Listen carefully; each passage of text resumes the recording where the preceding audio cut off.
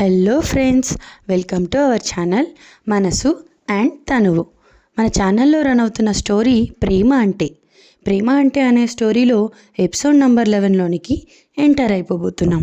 Episode number 11లోనికి enter అయిపోబోయే ముందు ప్లీజ్ దయచేసి మన ఛానల్ని లైక్ చేయండి, షేర్ చేయండి, సబ్స్క్రైబ్ చేయండి, కామెంట్ కూడా చేయండి. బట్ సబ్స్క్రైబ్ మాత్రం మర్చిపోకండి ఫ్రెండ్స్. ఇప్పుడు ఎపిసోడ్ నెంబర్ 11లోనికి ఎంటర్ అయిపోదామా? అదే సార్ మీ రూమ్ అని చెప్పారు. అదేంటి, మిగిలిన రూమ్ ఎవరికైనా అద్దెకిచ్చారా అని అడిగాడు కోపంగా. అదే సార్, నాన్నగారు మిగిలిన రూమ్స్ ఏవీ ఓపెన్ చేయొద్దు, ఎవరో వస్తున్నారు అని చెప్పారు. అందుకే ఈ ఒక్క రూమ్ మీకు ఇచ్చాము అన్నాడు. ఓకే అంటూ చాలా చిరాగ్గా ఆ రూమ్కి వెళ్ళేసరికి ముద్దబంతి పువ్వుకు ముస్తాబు చేసినట్లుగా పసుపు పచ్చ చీరలో రెడ్ కలర్ బ్లౌజ్ వేసుకొని పొడవైన జడలో తురిమిన మల్లెపూలతో ఎంతో అందంగా ముస్తాబై ఆ గదిలో వెయిట్ చేస్తున్న మౌనికాను చూసి ఒక్కసారి ధీర షాక్ అయ్యాడు. వెంటనే ఆమెను చేరుకొని నువ్వేంటి ఇక్కడ అన్నాడు. అది మావయ్య గారు అత్తయ్య గారు కలిసి పంపించారు అంది. అప్పుడు రియలైజ్ అయ్యాడు, వాళ్ళు వచ్చింది కాశ్మీర్కి అని. ఎటు చూసినా తెల్లటి మంచుతో కప్పబడిన కొండలు, వాళ్ళ చల్లి తారా స్థాయిలో ఉంది. బట్ వాళ్ళ రూమ్లో మొత్తం సెంటెడ్ క్యాండిల్స్తో డెకరేట్ చేయడం వల్ల చాలా హాయిగా అనిపిస్తుంది. వెంటనే వాళ్ళ డాడ్కి కాల్ చేసి థ్యాంక్ యూ డాడ్ అన్నాడు. ఏదైనా నీకోసమే నాన్న, లవ్ యూ రా, మంచి పిల్లరా, జాగ్రత్తగా చూసుకో అన్నారు. సరే డాడ్ ఉంటాను అంటూ ఫోన్ కట్ చేశాడు. ఆ రూమ్ అలంకరణను చూసి మౌనిక తలను దించేసి ఎత్తటం లేదు. నెమ్మదిగా ఆమెను చేరుకొని ఏంటి బొమ్మ మూగబోయింది అన్నాడు. అయినా సిగ్గుతో తలను ఎత్తటం లేదు. అప్పుడు ఆమెను అలాగే హత్తుకొని మౌనిక, మన పెళ్లి చూపుల్లో నేను ఈ పెళ్ళి వద్దు, నువ్వు నాకు నచ్చలేదు అని నీతో చెప్పాను చూడు, ఆ మాటలు అబద్ధం. నువ్వు పెళ్లి చూపుల్లో నాకు టీ పట్టుకొని వస్తుంటే నా హార్ట్ స్కిప్ అయింది. లవ్ ఎట్ ఫస్ట్ సైట్ అనుకున్నాను అన్నాడు. మరి నిన్ను వద్దు అన్నానుగా, అందుకేనా ఈ మౌనం అన్నాడు. మీరు పెళ్లి చూపులకు రాకముందే మా నాన్నగారికి మావయ్య గారు తెలుసు అంట.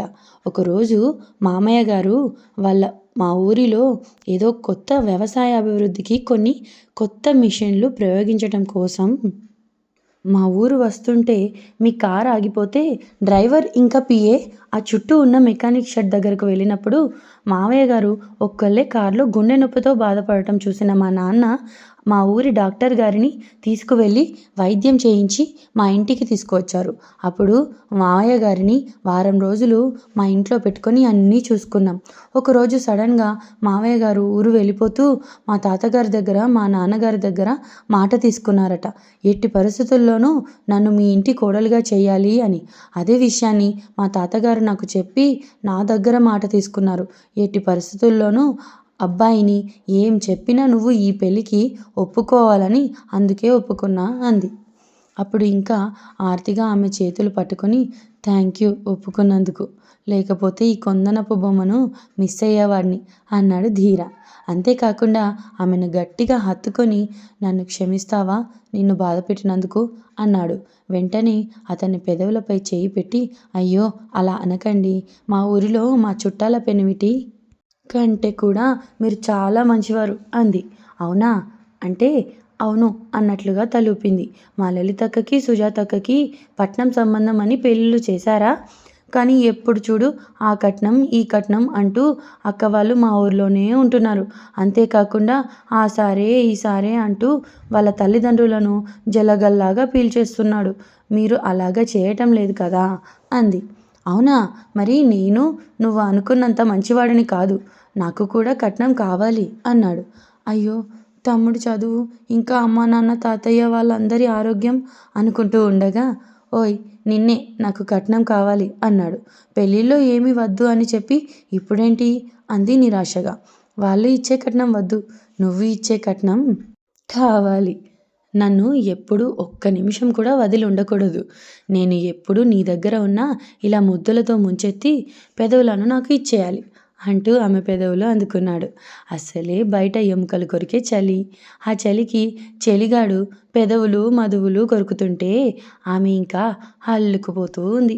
మన్మధుడు రాజేసిన కోరికను రసిక రమణీయంగా మొదలుపెట్టాడు ధీర.